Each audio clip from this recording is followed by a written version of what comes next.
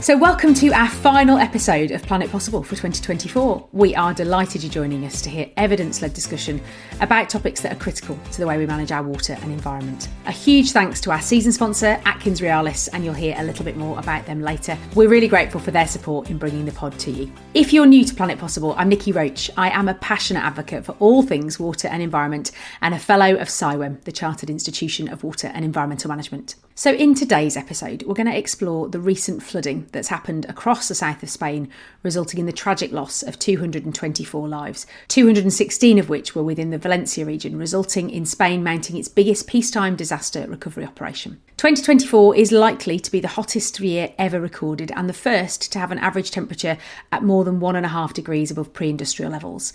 And one of the consequences of a changing climate is more extreme weather. And that's exactly what the Valencia region experienced in late October. So in today's episode, we're going to understand what happened. We're going to hear what the situation is like at the moment and what early lessons are beginning to be shared.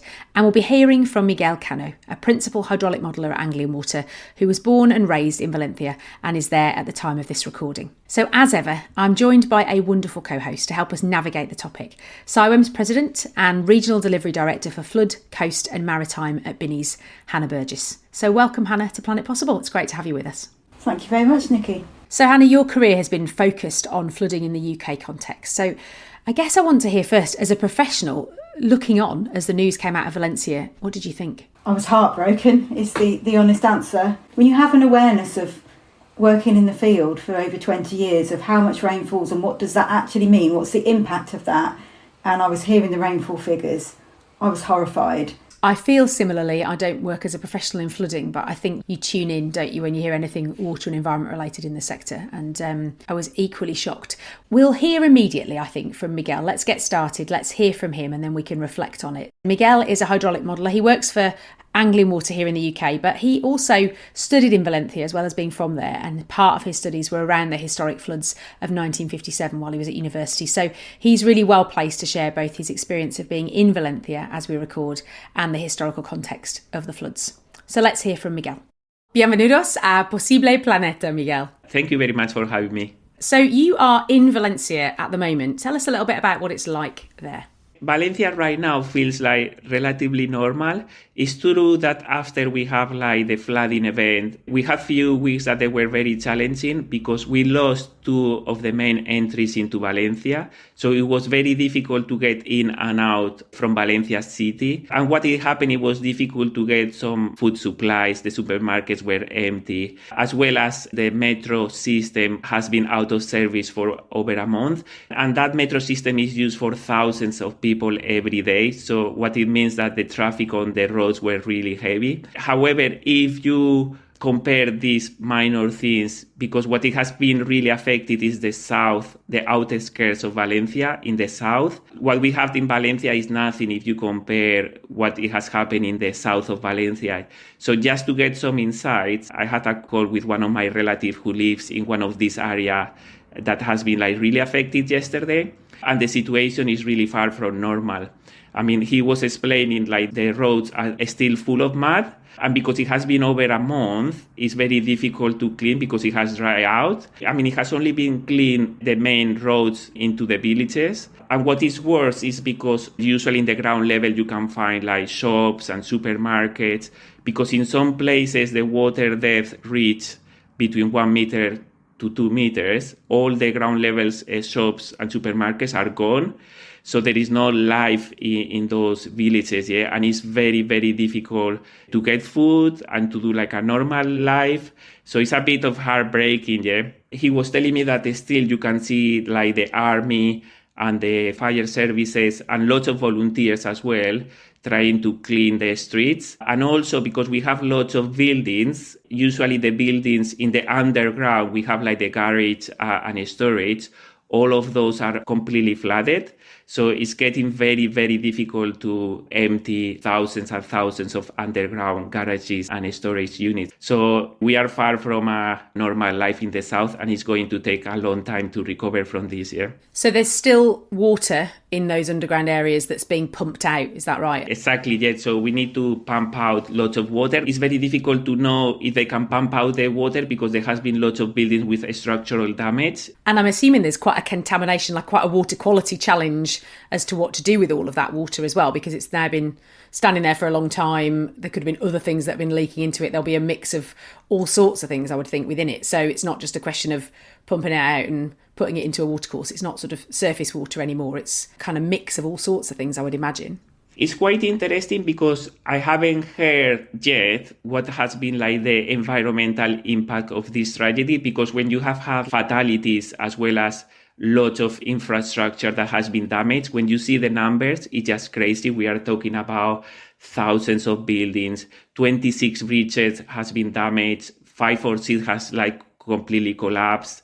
We are talking about hundreds of kilometers of roads completely destroyed, hundreds of kilometers of railway destroyed. When you have all this disaster, it's difficult to talk about the environmental impact. But of course, I heard that, for example, when the flooding was happening, because the flood, it wasn't like water. Yeah, it's a mud thing. It's a mixture of water and solids, trees, vegetations.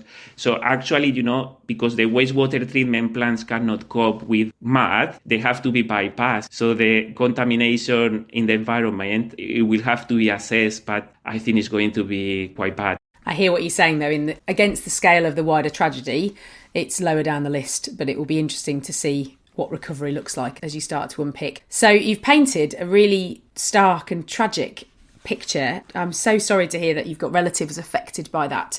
Let's understand a little bit about how we got here and what happened on the 29th of October 2024 when the floods occurred. Just give us a bit of an explainer. So we need to, historically in Valencia, we have always had flooding issues. So the first flood that we have evidence, because we have data from that event, is back in the 1321. So we are talking about more than 800 years ago that there was a flood in this region of Spain. Since then, we know if you take like in these 800 years, how many times we have had like a flooding issue in this area. The average is once every 30 years, we have a serious flood in the region. Why do we have problems with flooding in this area? It's a mix of different things. One is the weather condition. Another one is the topography that we have in this region of Spain. So the weather, there is a weather phenomenon which is called high altitude depression. Mass of air, which is very cold from the polar stream, gets stuck in this region, but it's a very, very high level in the atmosphere. By itself, that cold air is not a problem. However, the problem arises when in the Mediterranean Sea, there is a hot air, and that hot air moves inland at the end of the summer. That's why always these floods that we have had in Valencia is usually October, November. It reaches like some mountains that we have, and those mountains are very close to the sea coast. So when the hot air reaches the mountains, the only way to go is up. And the hot air, when it meets that really cold air that is in the upper level of the atmosphere, it just condenses. And when it condenses, it triggers a rainfall that is very heavy, very intense rainfall, and it's also very localized. So it's not like a rainfall that moves around, it's a lot of water in a very localized area. Just to put a little bit into context in this, what it happened last October in Valencia, there are some areas in Valencia that just in few hours, they caught more rain than the cumulative rainfall in an entire year. So it's very difficult to manage that amount of water. Well, that's really helpful, actually. The geographer in me loves a good geography explanation, so thank you, but useful to understand. So very localised, very heavy rainfall, just dumping on the city. Okay. You mentioned earlier on that Valencia city itself was relatively protected, and it sounds like the damage is slightly to the south of that. So I know you've done some work in the past on Valencia and the kind of history and the infrastructure there. So tell me a little bit about why it was so severe, but also why the city itself was relatively untouched in comparison to the outskirts. We need to understand the river systems in Valencia area, yeah? So in Valencia, we have the Turia River. That river used to run through the middle of the city. What happened in 1957, Valencia had a really severe flood that actually destroyed most of the city. So after that flooding event, it was decided to divert the Turia River through the south of Valencia. And when it was diverted, also the capacity was increased. So the old river used to have a maximum capacity of around 2,000 cubic meters per second. The new river can cope with over 4,000 cubic meters per second. It's really interesting for me because obviously the climate in Spain is one that is dry a lot of the time, and then you have these huge dumps of rain. Tell me a little bit about the diverted Turia and what that looks like most of the time. The diversion from the river Turia is a concrete structure and it's quite wide. It's 250 meters wide. So when you walk nearby, what you see is a massive structure that most of the time is empty. I don't think that I have ever seen even one drop of water in that diversion. And what you could see is lots of biodiversity, trees and vegetation thriving in that channel. So it doesn't look like an empty concrete channel that's 250 metres wide. It sounds like you're describing a park, a city park almost. It looks like a city park under normal weather conditions. Many people have always questioned why we have this massive concrete structure through the south of Valencia, always empty. And I remember a few years ago, there were some talks to even build some parks in it, because it's usually empty all the time. But it has proved that when it's needed, it's very useful. And also reinforces the importance of talking to people about water and the water environment that they live in. So actually they understand and their children understand and their children understand. Even if we've never seen that much water going down it, the reason that this is here is because, flood awareness and being aware of your water environment. However, south of the Turia River, we have a system which is called Rambla del Pollo. And Rambla del Pollo is a system, we have several water courses. And those water courses are most of the time are completely dry. There is not even one drop of water. They usually take water when we have heavy rainfall. And what is very interesting about this Rambla del Pollo is like the difference in elevation between the high point and the low point is 1,000 meters and is only in 40 kilometers length. So what that means is a very steep system. And from a hydraulics point of view, that means that water is going to move really, really quickly because the slope is very, very steep. And in this system, there is no hydraulic structure to control the flows. So if there is rainfall in one point, it's just going to move along the system without any control. And the interesting about this system as well is just discharges into a lagoon. So it doesn't discharge into the river. It discharges into a lagoon, which is called La Albufera. So we have Turia River at the south of Valencia. Then a little bit down south, we have Rambla del Pollo. And then further south, we have River Magro. And River Magro is also, it has like really low flow during normal condition, but it can take really high flows during a storm. And in that river, we do have a dam that can actually regulate the flows. That dam was built between the 60s and 70s. Just before the storm last October, that reservoir, it was only filled like 10%. And just in a matter of hours, it got filled between 10% to 100% in just few hours, which is amazing. Give me a feel for scale. How big is that reservoir? So that reservoir has a maximum capacity of 37 million cubic meters. That's a lot of water in a very short amount of time. A lot of flow was coming into the reservoir. The dam was only allowing lower flows to go downstream. The problem was when the reservoir got 100% full, that means that there is no longer protection and everything that was coming in was coming out. And at the end, we had like floods downstream of the dam, but the effect downstream of the dam wasn't as bad as in the Rambla del Pollo, because in the Rambla del Pollo, there was no any protection. So we've got the Turia in the north coming through Valencia. We've got the Magro in the south, and both of those have had work done to them. And so to a degree, stemmed the flow or had more capacity. But it sounds like Rambla del Pollo is where the real challenges happen. So tell us a little bit more about what was experienced through that river. So the Rambla del Pollo, which is between Turia River and Magro, we have really high intensity rainfalls upstream. And the problem is of Rambla del Pollo, there is a section of watercourse that can take up to 800 cubic meters per second.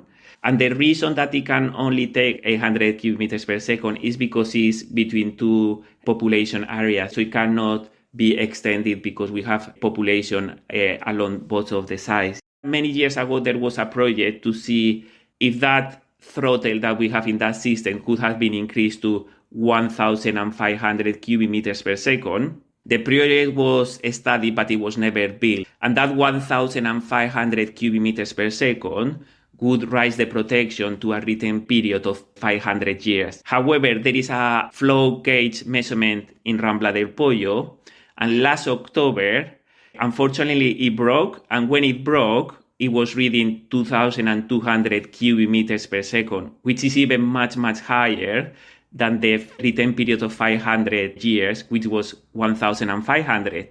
It's estimated by the experts that the maximum flow that we have through that system, it was 2,800 cubic meters per second.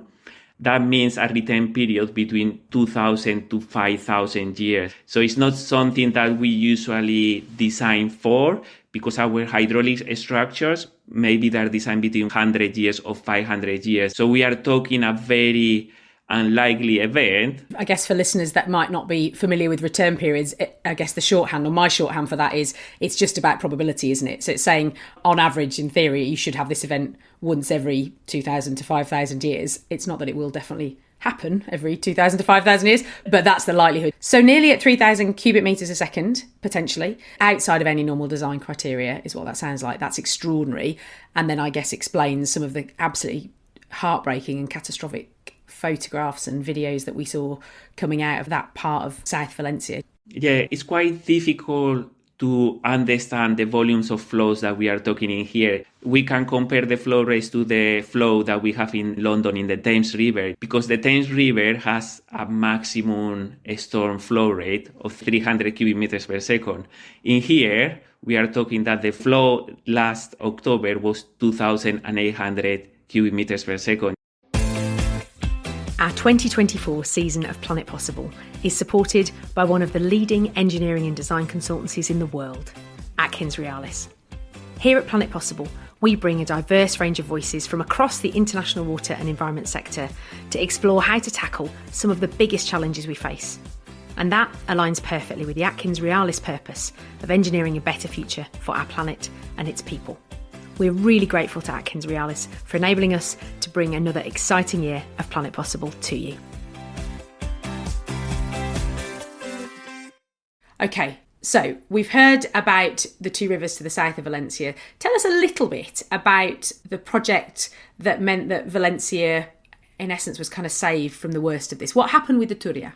What happened is, after the floods in the 57, there was two options: to divert the river through the north or to divert the river to the south. And at the end, the best solution was to divert the flow to the south of Valencia. It took around 20 years to complete. The problem that we have is it's very difficult in the 50s to quantify how much rainfall they had in the Turia River that produced that flooding, because of course the flow measurements back then, they were not as good as we have these days. But it's estimated that the flood that destroyed Valencia was a maximum flow of 3,800 cubic meters per second. Yeah? And the river, the old river, had only a capacity of 2,000. And it was made for a capacity close to the 5,000 cubic meters per second, the design. And it has proved to be like a really effective piece of engineering. There were lots of discussions about what we should do with the old riverbed. And to be honest, the original project was to do a motorway. So the idea was to use the old riverbed to do like a big motorway. I think it was 6 lanes, 3 in each direction.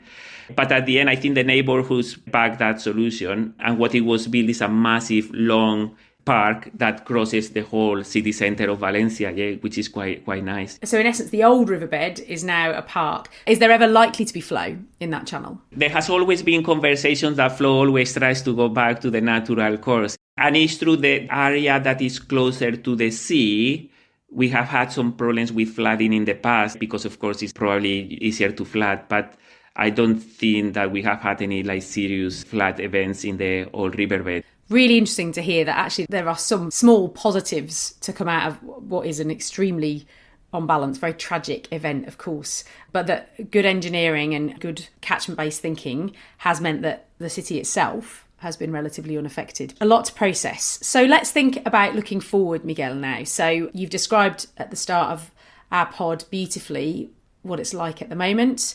What happens next? Well, the studies suggest that we tend to forget tragedy events between 5 to 7 years. So that means that we have to act quickly, because in these 5 or 7 years is the opportunity that we have not only to rebuild everything that has been damaged, if not to get the finance to protect against future events, because this could actually happen again in the future. Because the flood that happened in Valencia in the 57, when I was in the university in Valencia studying civil engineering back in 2007, I had the opportunity to review what happened in the floods in the 57. And one of the things that struck me the most was that it was used, this tragedy that destroyed Valencia, as a turning point for the city. So Valencia became like a really beautiful and resilient city after the flood that happened in the 57. And that was because the decisions and the options that they were implemented were really good. So at the moment, I think that we are in the same turning point for the south of Valencia. We have a tragedy that has destroyed quite a bit. So we have that opportunity to review and improve our region. So there has been lots of talks about what should we do to improve the area. And there has been talks about if we should use green infrastructure, if we should use natural-based solutions. And it's true that those solutions are quite nice, but usually requires quite a bit of land. Bear in mind that the south of Valencia, it has grown massively, so it's a very heavy populated area with lots of water courses to deal with, and it might be a little bit challenging to implement all these green solutions. There were talks that maybe we need to use agricultural land to implement these solutions. But of course, we are in that turning point right now that we can improve the city and lots of people can benefit from it. There are a couple of things that are quite interesting. One is whether we should clean or not clean water courses, because what we have seen, and this has been quite hot topic, especially in this area of the country, because lots of people don't want the water courses to be clean because, as I say, these water courses are dry, so lots of vegetation and trees and biodiversity thrive. So if you clean them, you destroy that biodiversity. However, as we have seen now, and the videos are very sad to see, when the flood happens, it just destroys everything and carries that down. And the damage has been worse because it has pushed all these trees and branches. So, for example, the Rambla del Pollo is a kind of ephemeral channel in some respects. It's not because it's not got very much flow in it. It actually becomes a very biodiverse environment. But then when that flow comes through, I guess, is that why we saw so much sediment as well? Sediment, exactly. The videos are amazing because they are a video that you can see from the top, the river getting filled. But it's not water, it's trees, branches, vegetations. The photos from before and after of the event, before you could see the water course full of trees and vegetation. Now they are completely clean, It has just dragged everything down. It's covered everything. So some of the images that really struck me very hard personally were of people trapped in underground car parks. It sounds like the speed with which this happened, and you've described really clearly why it was so fast because of the hydraulics of the channel on the Rambla del Pollo, meant this was very unexpected. But you've also talked about the fact that there was a flood in 57. Help me understand how much flooding is a kind of topic of conversation before the events of the 29th of October for the residents of the surrounding area of Valencia. That's actually a quite good point, and it has been highlighted already that we need to do a little bit more education to the population, because I don't think that we have any training or education in the schools or in the media about how to deal when there is like a flood event. Most of the people in Valencia live in an area that is a high possibility of flooding, high risk of flooding. However, no one knows how to deal with that situation. And this has been highlighted after this tragedy. I think the number is more than 60% of the fatalities. It was like people trying to recover their cars. This shows that there is a lack of understanding of how to deal when there is a flood event.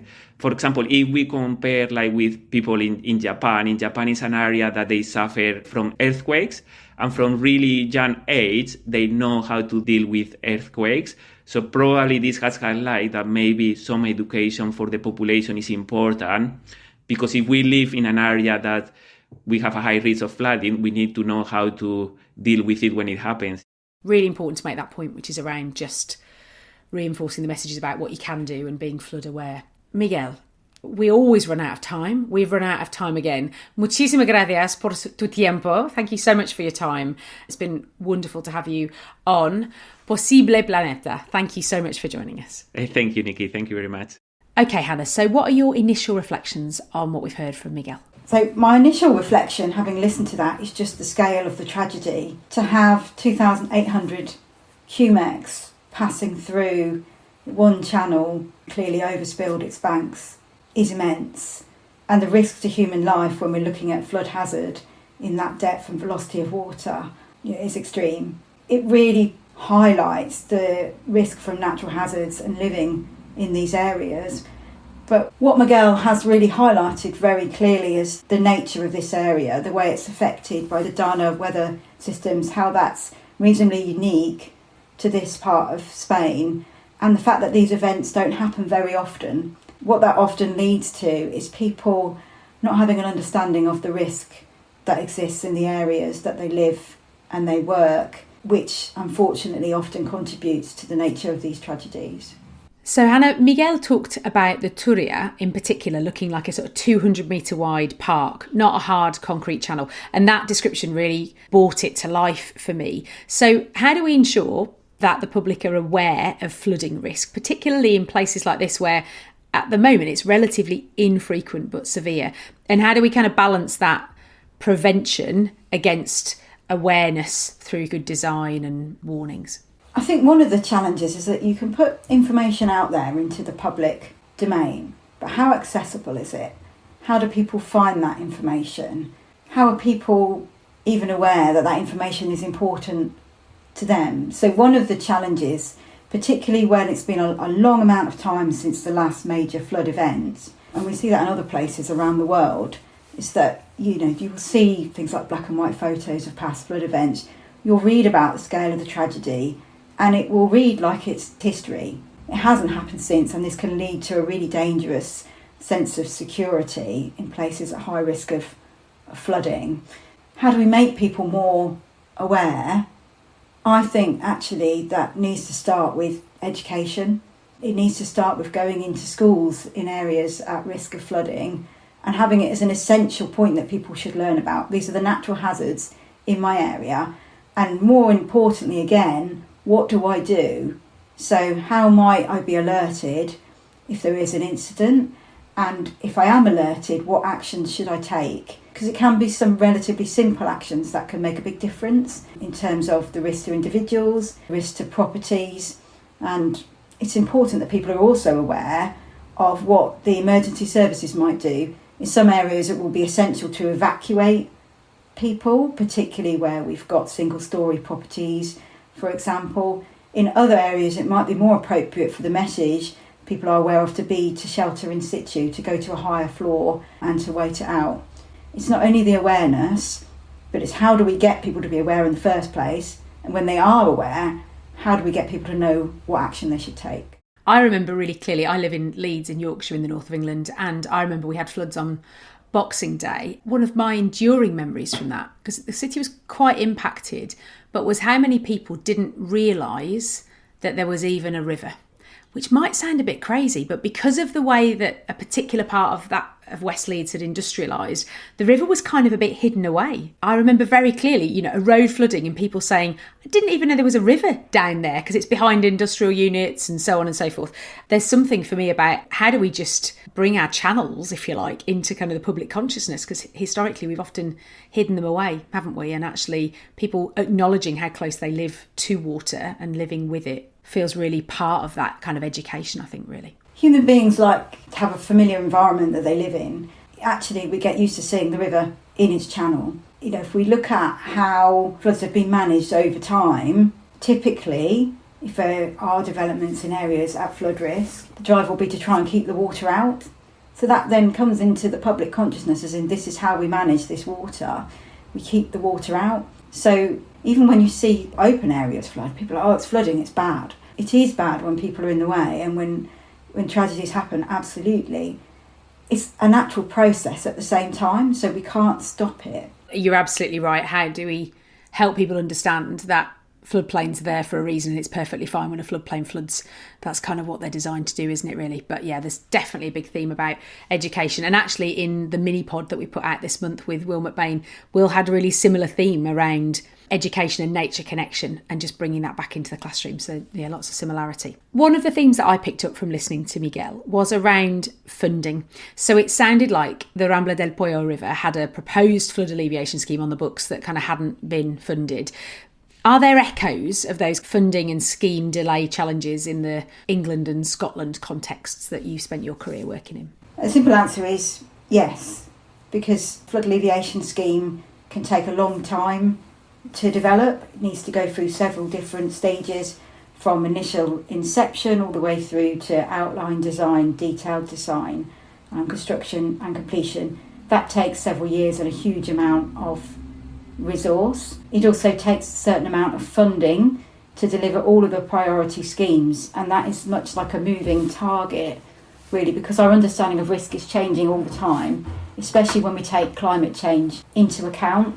The allocation of funding for flood alleviation schemes, both in Scotland and in England, the national funding comes from the government's perspective, and those governments will be balancing funding that programme with funding lots of other programmes across the whole spectrum of what society needs, and that balance will change over time.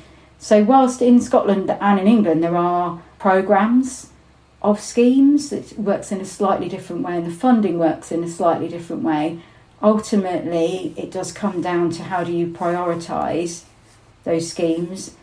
In England we currently have a system of partnership funding, so that brings in an additional complexity, which is prioritising schemes and filling funding gaps. That's currently under review, and I do encourage listeners to engage with that review of partnership funding and contribute from their own experience. But it does remain a challenge.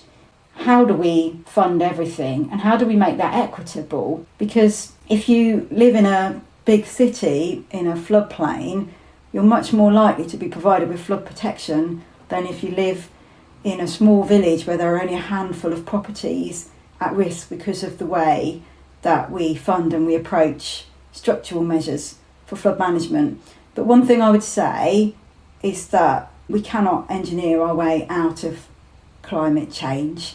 We cannot engineer our way out of everything. And one of the challenges with any kind of structural measures, be that flood walls, dams, flood storage areas, is that there is always something we term as a residual risk, that structure could fail or it could be exceeded.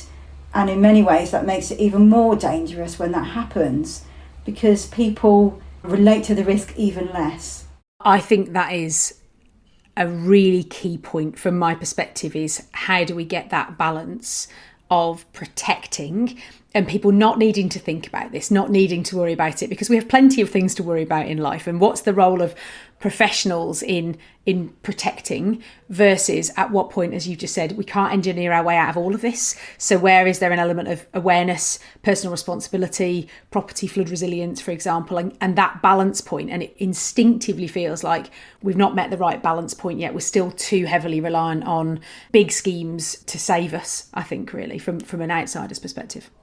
Yeah, I think traditionally, when we look back over time, flood management professionals have worked in even a sector that they might term flood defence. And actually, around when I started my career 21 years ago, that rhetoric was changing to flood risk management. And actually, as professionals working in the sector, I think we have a role to play in supporting communities to become more resilient and to adapt to climate change, as well as going in and building engineered measures to try and prevent the risk of flooding happening in the first place. And I think that's important, and it ties into what I've just said about the review of partnership funding, because one of the critical things people are saying is actually, where do we get funding from to support communities to adapt and to become resilient? Because at the moment, whilst it's been tweaked and altered slightly, for example, for property flood resilience, actually you still have to go through several different stages of business case planning to be able to put forward and get given funding for a scheme. How can some of that be streamlined? So that we are having a proportionate approach to how we do that. And how do we get funding for communities to adapt, particularly in areas that are likely to see an increasing frequency of flooding, to the point that in some places what might be a very rare event is suddenly becoming something that happens every few years, even every year. That's very different than the nature of living in those areas. So this is normally the point that I offer my guests the magic wand, but it doesn't feel appropriate given what we're talking about. So what I wanted to do as a final question was move the discussion towards the kind of broader learnings that we can identify from the events that we've seen in Valencia. So your presidential theme is around adaptation and resilience. And if we take those two strands, we know that many of our major cities and smaller towns and villages around the world are at risk from flooding of one form or another. So what are the kind of key measures, if I was to give you the opportunity to just choose a few, that could be taken to enable communities to live with the reality of our changing climate? The first thing around resilience comes back to that answer about awareness. And to me, there are three key things here. There's having an awareness of the risk, an acceptance that that risk exists, which is difficult for people to really understand, especially if there hasn't been any flooding for some time, because you have to accept there's a risk in order to plan to take action. And then it's supporting communities to take those actions, as well as the emergency responders being well prepared, being well exercised, and debriefing after an incident to learn from what's happened so they can continue to support communities in those areas. So that's the resilience side of it. The other side, I would say, is from an adaptation side of things. And if I just talk about Valencia for a moment, just like to credit one of my Binnies colleagues, Alejandro Garcia, here for a conversation we had the other day when we were looking at the extent of flooding that happened in 2024 and comparing that to satellite imagery of the built-up areas between 1957, when the last major flood happened, and 2024. And it was quite obvious immediately looking at these images, the amount of development that has happened in the slightly lower lying areas in that time frame. And that's not unique to Valencia, that happens everywhere. There is a pressure to develop in our urban areas, and those areas that were historically not developed tend to come under pressure to be developed. And as they get developed in all of our major cities, we then start doing things like culverting watercourses. You can get entire books on the lost watercourses, for example, of Manchester and London. So we decouple, if we come back to that point around understanding our natural processes and environment, we decouple that in our pursuit to develop. But then tragedy happens and the natural environment responds the way that it does. And unfortunately, people, properties, businesses are in the way, and that leads to tragic outcomes. So one of the things I would say about adaptation in particular is how do we adapt our existing urban environment when tragedies happen? How do we build back differently? And maybe that's in where we locate development, which can be quite challenging, especially where there's not much space, but it can also be in the form of that development. For example, what land uses are appropriate on a ground floor level? How will we build in, for example, evacuation routes when we're planning those different areas? And it's really important that we do that we do link back to resilience as well. And how do we make people aware? On the Rhine in Germany, there's a development that's happened on the waterfront, and there are signs that say flood evacuation route. Those are really critical that we build that in, because we're not only building in then an awareness and a reminder, and there are places in Europe as well where they put rings on lampposts in terms of the water got here. And that would seem surprising, to go out and look at that on a sunny day and see that halfway up a lamppost. You'd think that can't happen, but it did. And it's important to have that there to try and keep that awareness there of the risk. Yeah, there's something I think about memory, isn't there? Public memory. And you made a point really beautifully earlier on. We obviously had tragic coastal flooding in 1953, is that right, in the UK? Yeah. And the photographs are all in black and white. It's still in living memory, but at some point it won't be. And if there isn't another event, then how do we keep that alive and in the consciousness? And what are those small triggers? So yeah, really interesting. Hannah, thank you so much. As ever, time has flown by. And here we are at the end of both this episode and a year of Planet Possible. So thank you for joining us across the season. I really hope you found the conversations insightful, and I hope they've given you something to think about in your world. You can subscribe to Planet Possible on your usual podcast player to never miss an episode, and we always love to hear your ratings and reviews too. I'm delighted that our 2025 lineup is already looking amazing, and I can't wait to share those conversations with you in the new year, starting with a look at the Climate and Nature Bill ahead of its second reading and vote in Parliament at the end of January. So all that leaves me to say is a huge thank you to my superb guests, Miguel Cano and Hannah Burgess. Thanks, Hannah. Thank you. That's it, everyone. Stay curious, stay connected, and we'll see you next time.